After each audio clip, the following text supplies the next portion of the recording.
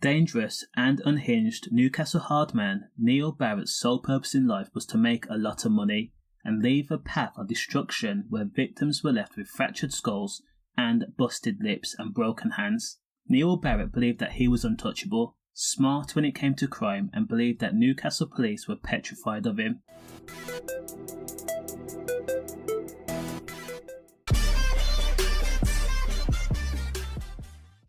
He prided himself on being a local lad made good. Neil forged an envious lifestyle, a behemoth home in a Darras Hall estate, football players and millionaires for neighbours, businessmen for neighbours too. But in reality, he lived a dual life.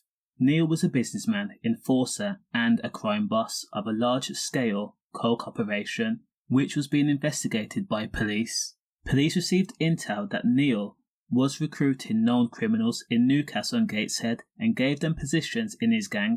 What he would do is he would take over other criminals' territories and other dealers' territories and demand that they work for him, otherwise they would be hurt. So together, Neil and his men controlled the northeast through violence. Dealers were told to shut down operations and Neil's enforcers then began to deal multiple kilos of Class A gear in their stead.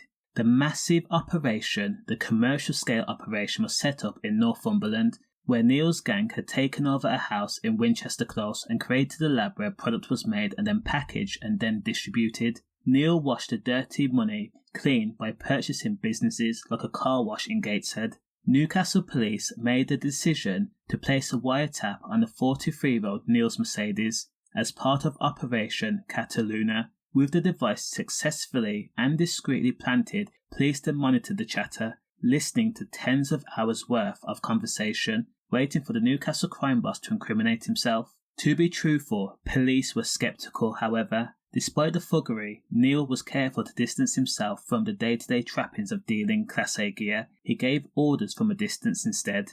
Unbelievably, police got their big break when Neil Barratt was heard discussing a brutal incident on a businessman who was struck with a spade over and over and over again and then left on the ground in a pile of broken bones, critical condition, with crime pal Stephen Dixon. The barbaric incident took place in the Newcastle area of Newburn. The incident was a lesson for not paying back a debt.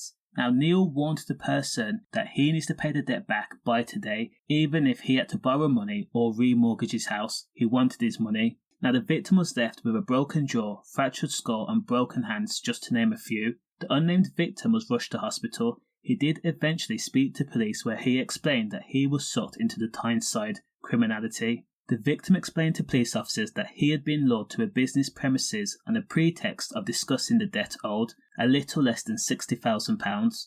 While sitting in an office chair, Neil then left for a moment. He then returned with a garden spade. Neil then landed the first blow to the back of the victim's head, toppling the victim over. When the victim was no longer moving, Neil directed his gang to clean up the large splatter of red. It covered the carpets, the walls and the skirting board. The two men were also recorded laughing about their roles in the gangland empire, with Stephen Dixon being the creditor and Neil Barratt being recruited to extort payment by brute force. After all, he had the muscle and people were afraid of him. Neil was also recorded arranging for a press to continue his drug operation. With evidence collected, Neil was stopped by police on March of 2008, close to his home he shared with his girlfriend. Armed officers surrounded Neil's N-Reg Mercedes and the A696. A police helicopter hovered above the intense scene. Police performed a search on Neil's house and then found a pistol as well as indication that he had sold over $500,000 of Class A gear. Although police knew that Neil was making millions of pounds from his operation. Neil was handcuffed and then taken to the police station. In the aftermath, over a dozen police then raided the safe house. Inside was wafts of smoke. Clear powder was being packaged in each room. The quantity of the gear in the house was so much that some police officers were hospitalised due to the fumes. At the time of the raid, a number of Neil's associates was inside the house, including Neil's right-hand man, Derrick Ramsey, who attempted to climb out the window and then make a run for it. Derrick was quickly arrested after making his way to criminal Kevin Thompson's house. Once captured, he then decided to help police by leading police to an allotment where 7 kilos and more than 10,000 were being hidden. In court, Neil Barratt claimed to only be an enforcer, mid-level, and not the crime boss, who gave orders to break hands and legs. In court, it was also pointed out that Derek Ramsey was in charge of a large-scale operation in Ashington and Ambley that was directed by Neil Barratt.